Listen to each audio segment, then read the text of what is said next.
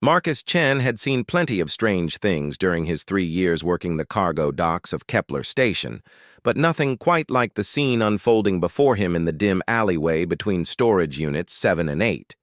8 figures in dark, flowing robes surrounded a small creature that couldn't have been more than 4 feet tall. The childlike being pressed itself against the cold metal wall, its large, luminescent eyes darting frantically between its attackers. The robed figures moved with predatory grace, each wielding curved blades that gleamed with an otherworldly blue light. Marcus recognized the weapons immediately, Zephyrian ceremonial knives, designed not just to kill, but to cause maximum suffering. He'd heard stories about the Zephyrian death cults, religious extremists who believed that spilling the blood of certain species would grant them favor with their dark gods. The small alien, Marcus could see now that it was clearly a child, with the soft features and oversized eyes common to most sapient species in their youth, whimpered as the circle tightened. Its skin was a pale lavender color, covered in intricate natural patterns that seemed to shift and shimmer in the station's artificial lighting. Marcus had never seen this species before, but the child's terror was universal. "Please," the young alien whispered in broken Standard Galactic, its voice barely audible over the hum of the station's life support systems. "I have done nothing wrong. I am only trying to find my family." The lead Zephyrian, distinguished by the gold threading in his dark robes, raised his blade ceremoniously. "Your very existence is an affront to the cosmic order, spawn of the ethereal realm. Your people's meddling with forces beyond mortal understanding has upset the balance. Only through your sacrifice can harmony be restored." Marcus felt his stomach turn. He'd heard whispers about this new species that had recently made contact with the Galactic Council. The Lumerians, beings who apparently possessed some kind of natural connection to quantum fields that most scientists couldn't even begin to understand. Their technology was leagues beyond anything the galaxy had seen, which had made them both highly sought after as allies and desperately feared by various extremist groups. The human dock worker looked around quickly. The alleyway was isolated, tucked away in one of the station's maintenance sectors, where few people ventured after standard shift hours. His comm unit showed no other life signs nearby except for the 9 beings in front of him. Station security was at least 10 minutes away, even if he called for help immediately. 8 against 1 weren't odds that any sane person would take, especially not against Zephyrian cultists, who were known for their fanatical devotion and combat training. Marcus wasn't even armed. Dock workers weren't allowed to carry weapons on Kepler Station due to the sensitive nature of the cargo that passed through.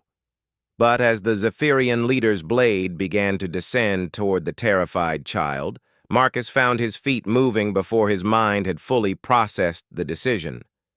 He'd been a soldier once, before the injury that had left him with a permanent limp and relegated him to civilian work.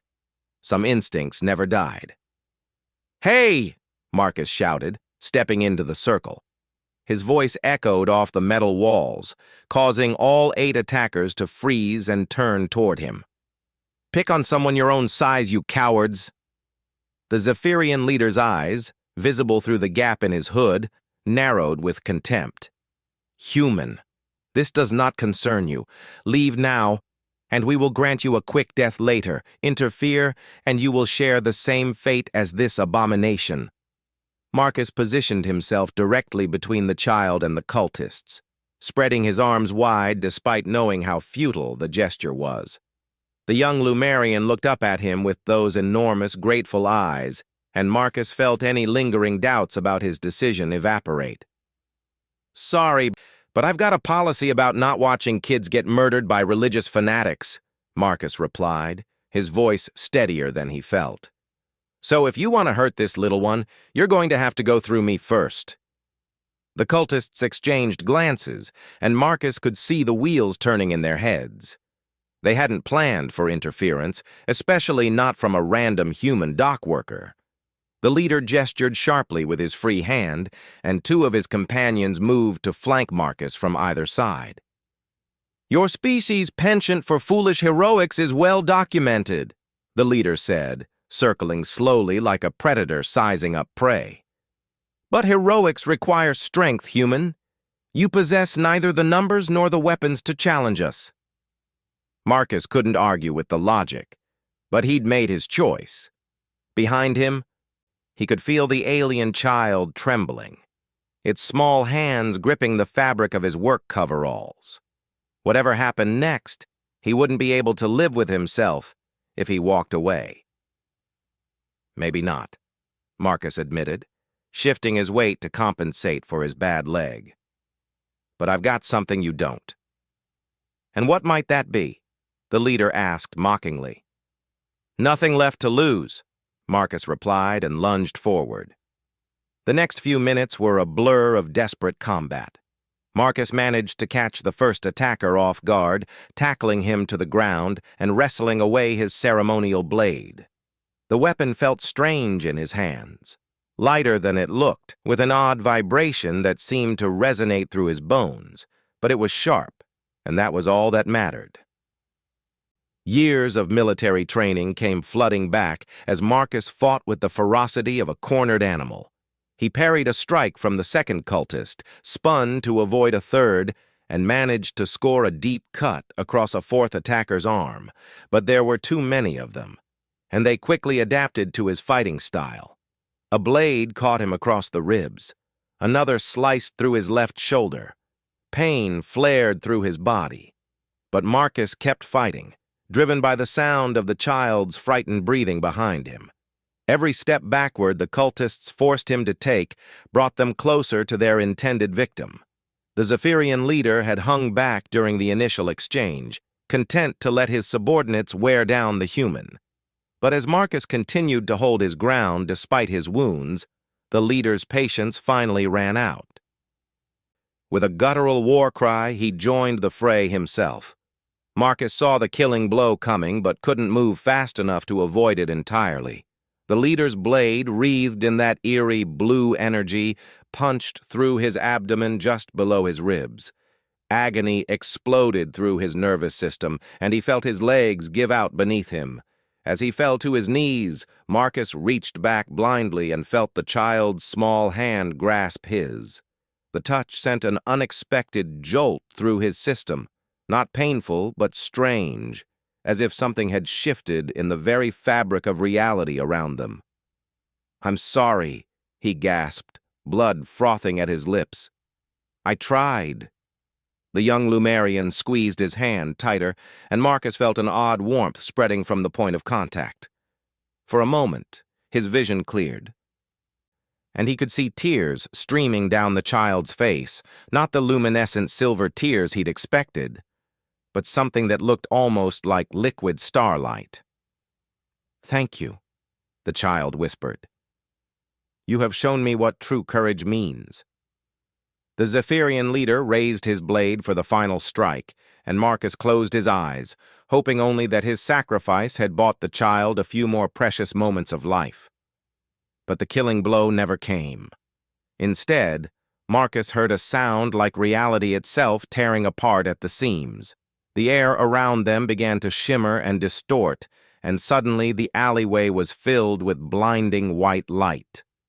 Through the radiance, Marcus could make out new figures materializing, tall, elegant beings in armor that seemed to be forged from captured lightning itself. The Zephyrian cultists screamed in terror and pain as waves of energy washed over them. Their ceremonial blades dissolved in their hands like smoke, and their dark robes burst into flames that consumed them without leaving so much as ash behind. In seconds, all 8 attackers had simply ceased to exist. As the light faded and Marcus's vision slowly returned, he found himself surrounded by a dozen of the most magnificent warriors he had ever seen. Their armor was a work of art, each piece seemingly alive with flowing patterns of energy that matched the child's shifting skin. Their faces were humanoid, but ethereally beautiful, with the same large, expressive eyes as the young one they had come to rescue. The apparent leader of the group, a tall female with intricate braided hair that seemed to contain actual stars, knelt beside Marcus and placed a gentle hand on his forehead. When she spoke, her voice carried harmonics that made his bones vibrate pleasantly. "Marcus Chen of Earth," she said, somehow knowing his name though they had never met. "You have shown courage beyond measure in defense of one who could not defend themselves. You have honored not only your own species, but all who value life and innocence." Marcus tried to speak, but found that his strength was fading rapidly. The wounds inflicted by the Zephyrian blades were unlike anything he had experienced. Not just physical damage, but something that seemed to be draining his very life force. The female warrior seemed to understand his condition immediately. She turned to her companions and spoke in a language that sounded like music given form. Several of them moved forward, their hands beginning to glow with the same warm light that Marcus had felt from the child's touch. "You are dying, Marcus Chen," the leader said sadly. "The Zephyrian death blades carry a poison that dissolves the bonds between soul and flesh. Even our healing arts cannot reverse such damage completely." Marcus felt a crushing disappointment, not for himself, but for the realization that he would never see the outcome of his choice. Would the child be safe? Would his sacrifice have meant anything in the larger scheme of things? As if reading his thoughts, the warrior smiled. "But though we cannot save your life as it was, we can offer you something else.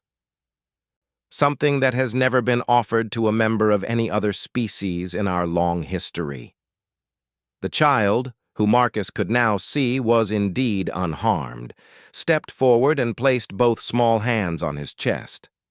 The warmth that had begun with their first touch now spread throughout his entire body, and Marcus felt his consciousness beginning to expand in ways that his human mind struggled to comprehend.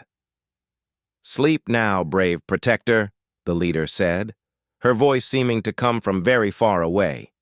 "When you wake, you will find that your courage has earned you a place among the greatest warriors in the galaxy."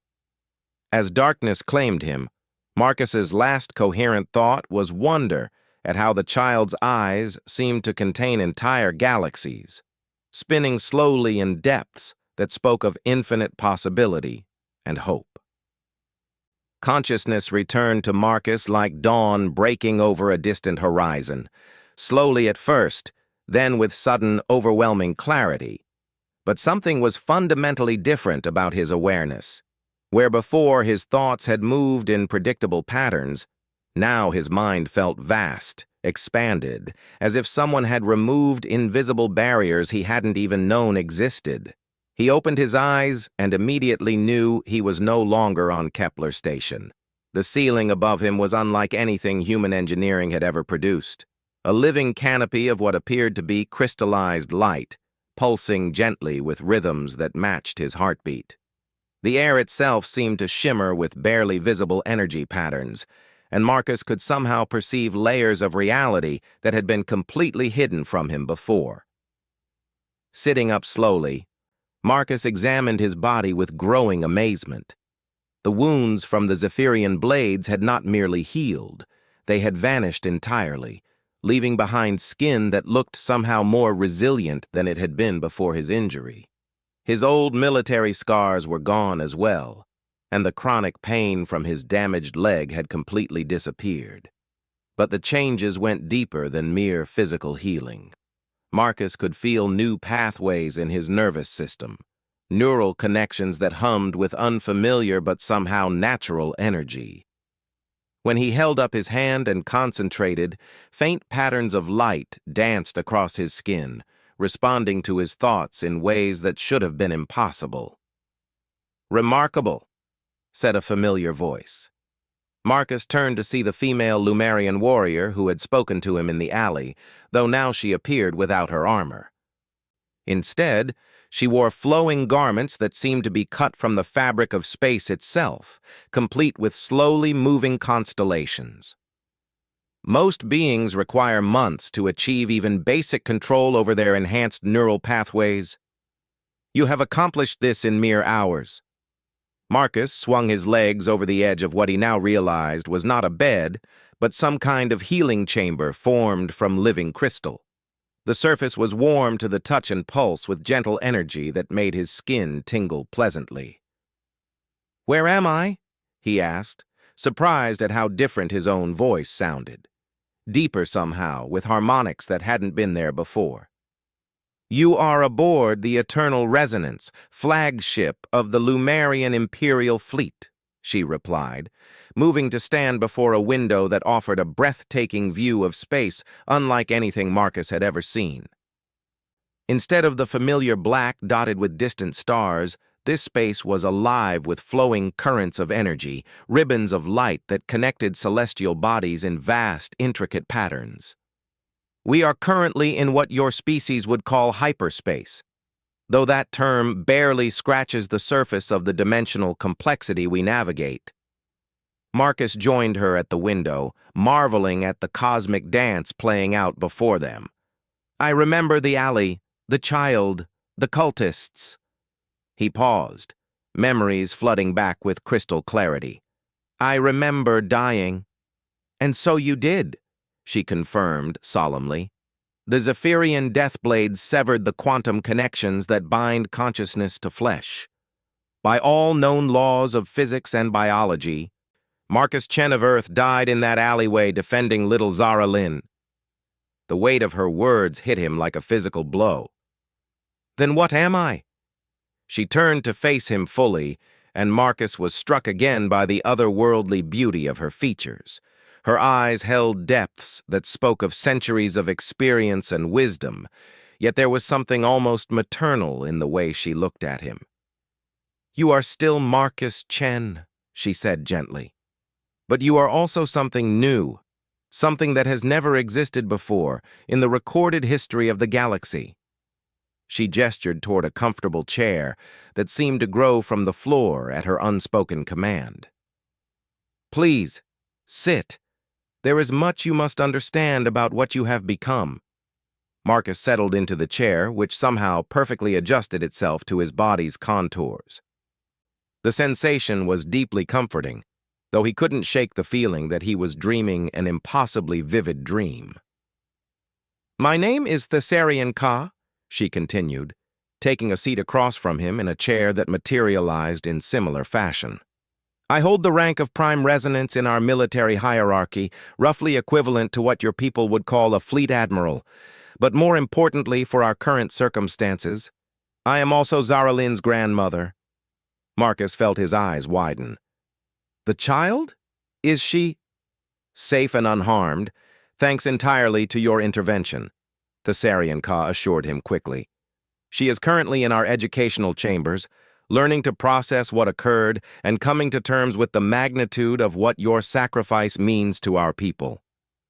A wave of relief washed over Marcus, followed immediately by confusion. "I still don't understand what happened to me. How am I alive? How am I here?" Thessarian Ka leaned forward, her expression becoming intensely serious. "What I am about to tell you will be difficult to accept, but you must understand the truth of your situation. When you died protecting Zara Lynn, she instinctively performed a resonance bonding, the most sacred and rarely used ability of our species." "Resonance bonding?" "The sharing of life essence itself," she explained. "When a Lumerian forms such a bond, they literally split their quantum signature, their very soul, if you will, sharing it with another being. In doing so, they grant that being not only life, but access to the fundamental forces that shape reality itself."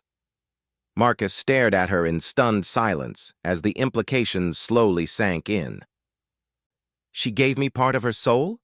"More than that," Thessarian Ka said softly. "Zara Lynn is not merely any child of our people.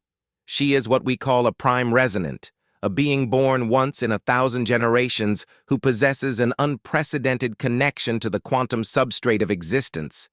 Her abilities are so vast that most adult Lumerians cannot even comprehend their scope." The older Lumerian stood and walked back to the window, gazing out at the flowing energy currents of hyperspace. When she bonded with you, she shared not just life, but potential beyond anything your species has ever known. You now possess capabilities that place you among the most powerful beings in the known galaxy. Marcus felt a sudden chill despite the warm air of the chamber. I don't want power. I just wanted to save a kid. And that, Thessarian Ka said, turning back to him with a smile that seemed to light up the entire room, is precisely why you were worthy of receiving it.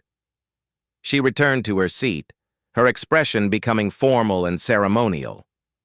Marcus Chen of Earth, by your actions you have not only saved the life of our most precious child, but you have also demonstrated a nobility of spirit that our people had begun to believe existed only in legend.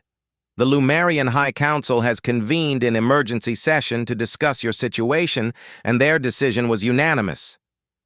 Marcus felt a growing sense of unease. What kind of decision? You are hereby offered full citizenship in the Lumerian Empire, with all the rights and responsibilities that entails, she announced. More than that, you are invited to join the ranks of our most elite protectors, the Quantum Guard.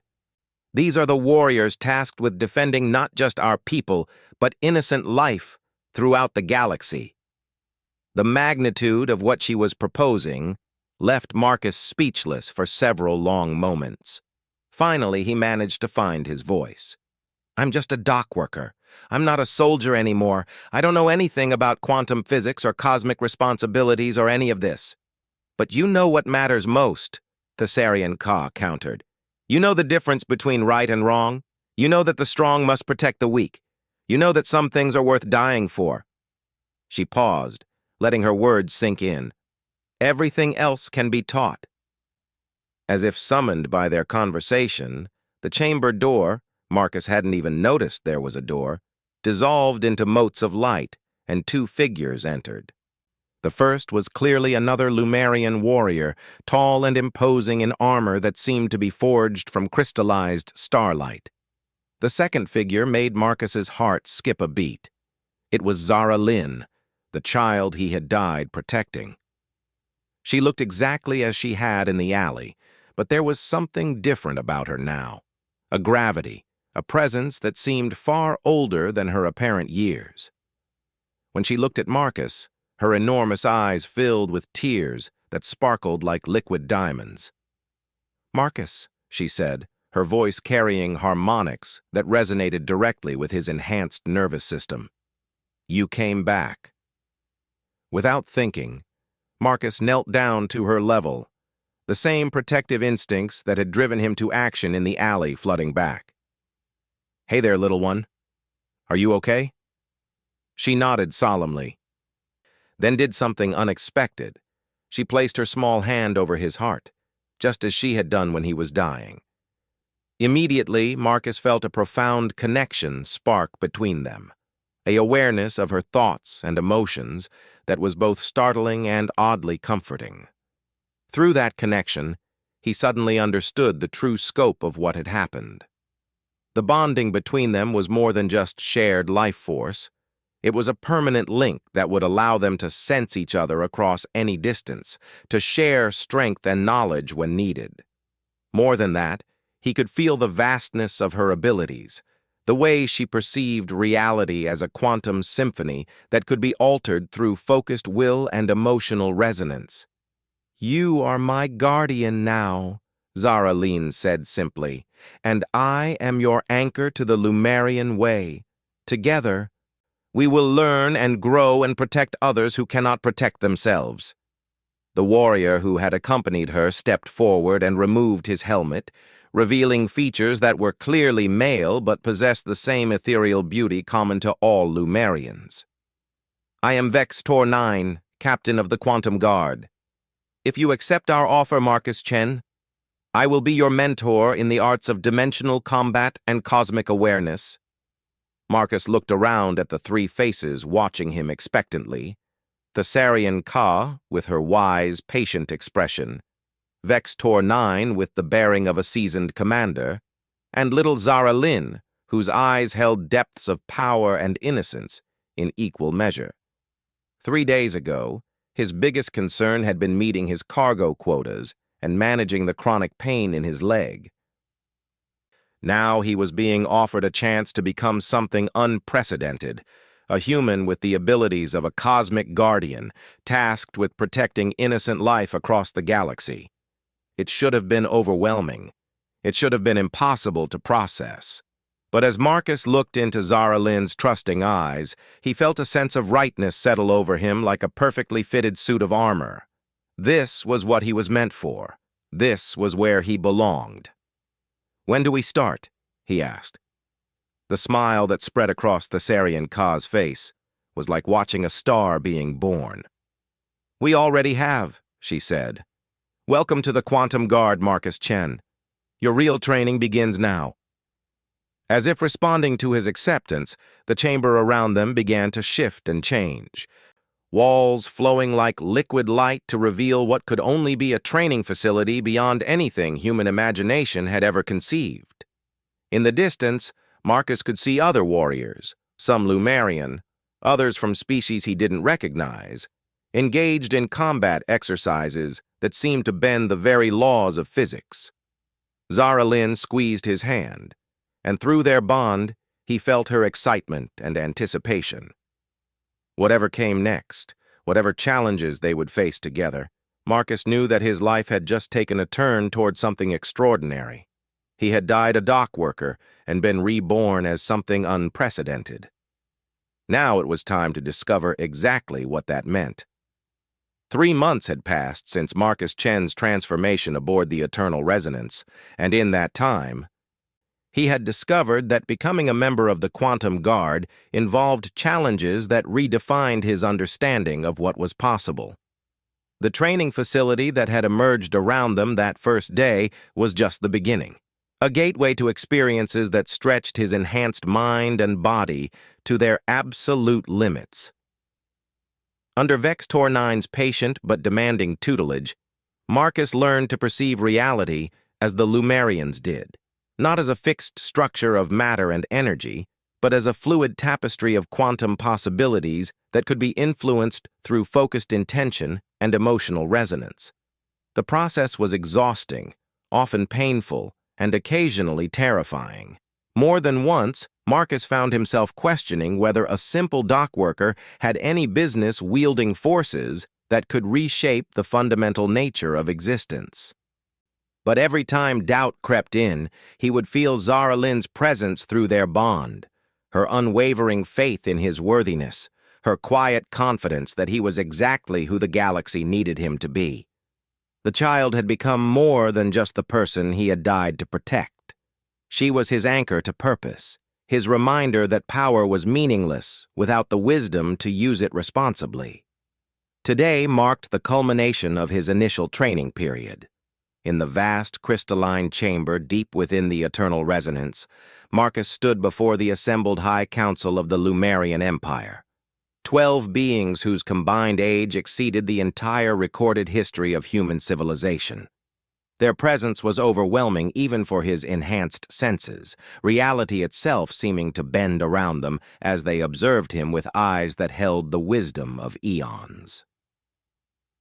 The Thessarian Ka served as his advocate before the council, presenting the results of his training with obvious pride.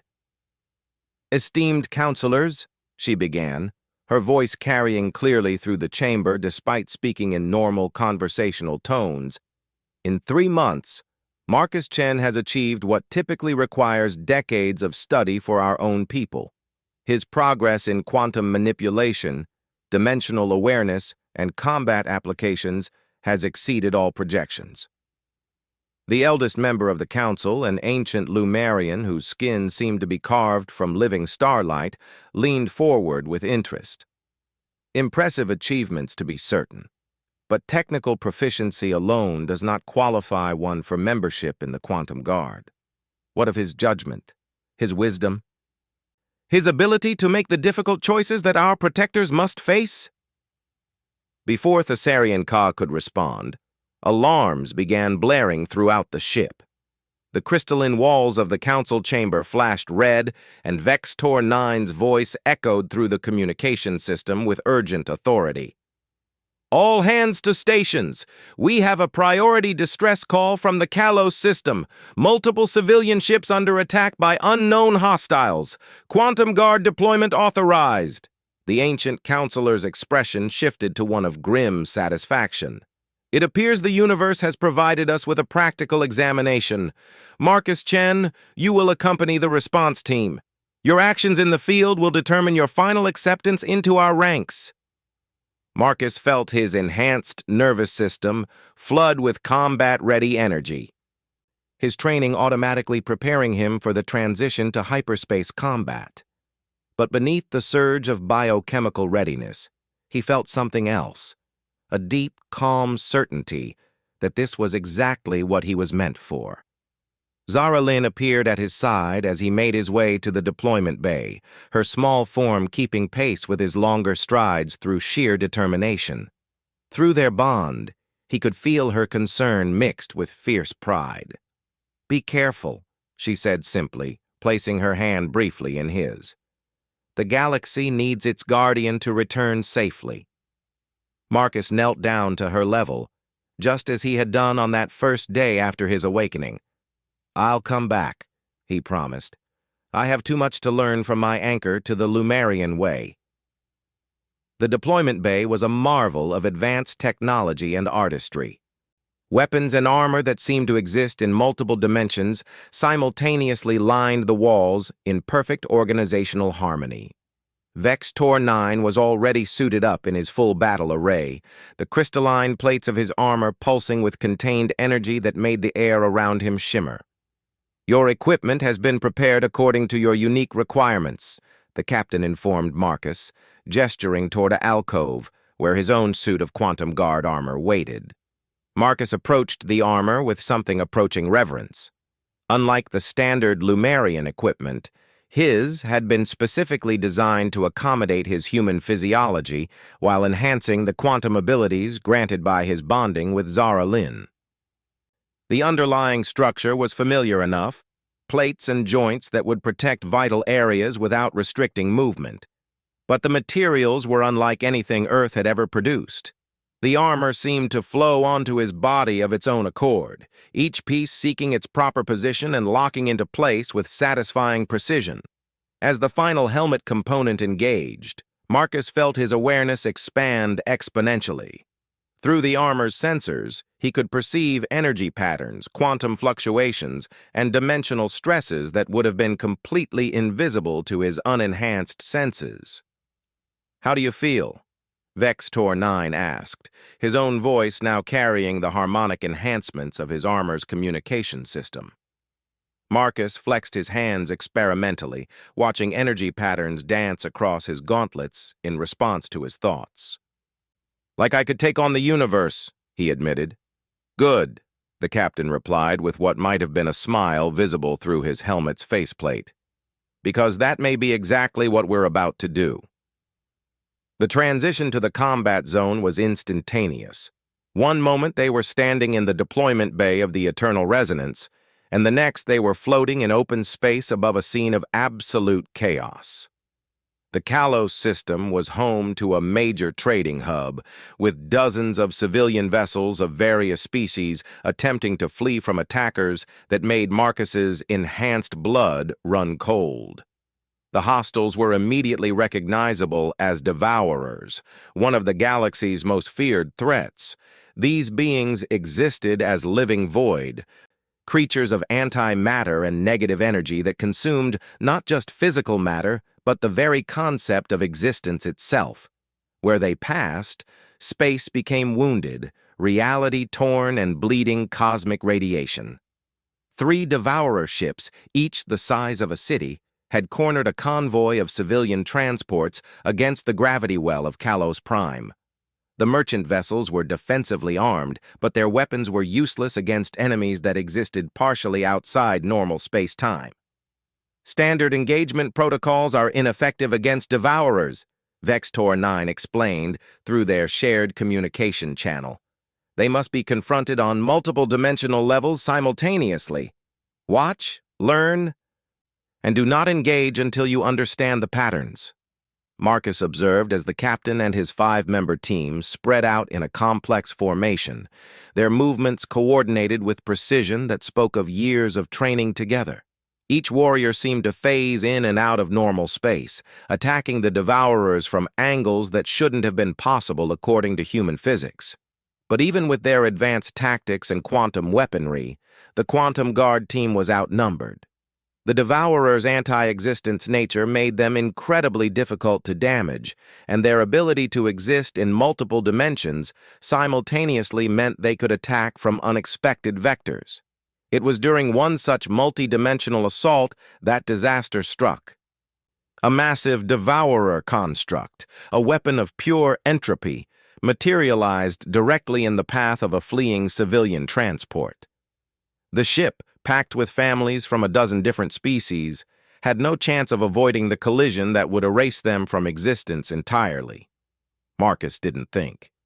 3 months of intensive training had transformed his reflexes, but it was the same protective instinct that had driven him to shield Zara Lynn that sent him hurtling through space toward the civilian ship.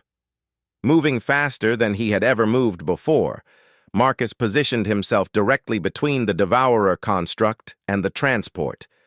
As the wave of anti-existence washed over him, he felt his armor's quantum shields flare to maximum output, then begin to fail under the assault of forces designed to unmake reality itself.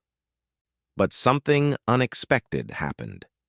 As the destructive energy threatened to tear him apart on a molecular level, Marcus felt his bond with Zara Lynn activate in ways his training had never covered.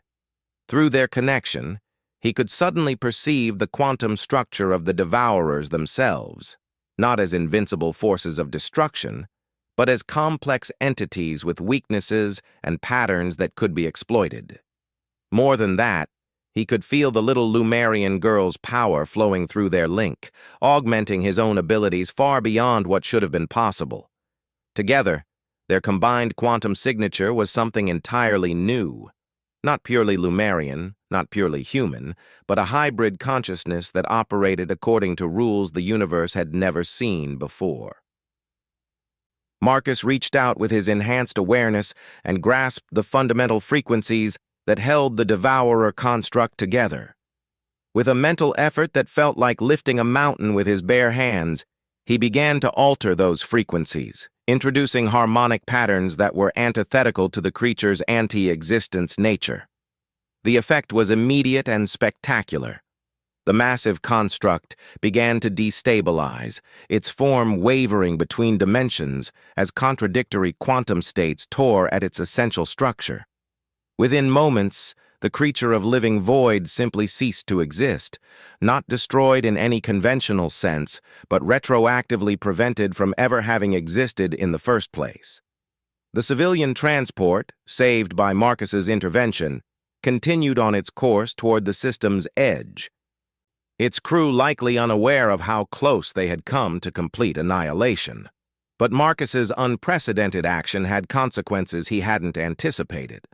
The other Devourers, sensing the impossible destruction of their companion, turned their full attention toward him. All 3 city-sized ships converged on his position, bringing to bear weapons that could wound reality itself. "Marcus!" Vextor 9's voice cracked with both amazement and alarm. "Fall back! You cannot face 3 Devourer vessels alone!" But Marcus wasn't alone. Through his bond with Zara Lynn, he could feel not just her power, but her presence, as if the little girl were standing right beside him in the vacuum of space, her hand in his as they faced the impossible together. "Sometimes," Marcus said, his voice carrying clearly across the quantum communication channel to every member of the Quantum Guard, "the only way to protect the innocent is to show the galaxy what humans are really capable of." What happened next would be recorded in the annals of galactic history as the first time a hybrid consciousness had ever successfully engaged multiple Devourers in single combat. Marcus, drawing on abilities that existed at the intersection of human determination and Lumerian quantum mastery, fought a battle that spanned 17 dimensions simultaneously. He moved through space-time like a force of nature, his armor leaving trails of crystallized possibility in his wake. Where the Devourers struck with weapons of pure entropy, Marcus countered with constructs of organized matter and energy that refused to be unmade. Where they attempted to erase him from existence, he asserted his right to be real with such force that reality itself seemed to bend around his will. The battle lasted 14 minutes in normal time, but to Marcus it felt like hours. When it was over, all 3 Devourer vessels had been not destroyed but transformed. Their anti-existence nature inverted into something constructive. Their hunger for annihilation redirected toward protecting the very life they had once sought to consume. As the transformed entities departed for the deep void, where they could no longer threaten innocent beings, Marcus floated in space, his armor systems running full diagnostics on what they had just witnessed. Around him, the Quantum Guard team maintained respectful distance, clearly as amazed by what they had seen as they were uncertain how to process it. "That," Vector 9 finally said, "was not in any of our training manuals." Marcus managed an exhausted laugh. "I'm pretty sure I just made it up as I went along. Improvisation based on perfect understanding of fundamental principles," the captain corrected. "Marcus Chen, in 3 months, you have not only mastered our techniques, but transcended them entirely. You have become something new, not just a human with Lumerian abilities, but a guardian whose nature is uniquely suited to protecting life throughout the galaxy." As they prepared to return to the Eternal Resonance, Marcus felt a familiar presence through his bond with Zara Lynn. The little girl's thoughts reached across the vast distance between them, carrying warmth, pride, and absolute confidence in what he had become. "Well done, my guardian," her mental voice whispered. "The galaxy is safer because you chose to protect those who could not protect themselves." Back aboard the flagship, the High Council convened immediately to discuss what they had witnessed through the combat recordings. Their debate lasted less than 5 minutes.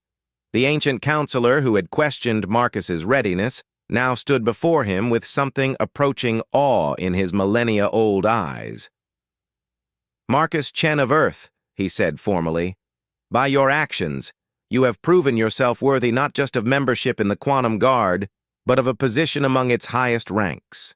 You are hereby granted the title of Prime Guardian, Protector of the Innocent, Defender of the Weak, and Champion of Justice throughout the known galaxy." As the council members filed past to offer their personal congratulations, Marcus felt a profound sense of completion. He had started as a dock worker who couldn't stand to see a child in danger.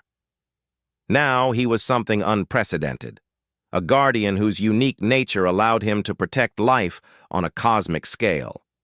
But at his core, he was still the same person who had stepped into that alley 3 months ago. The same person who believed that some things were worth fighting for, worth dying for, worth living for.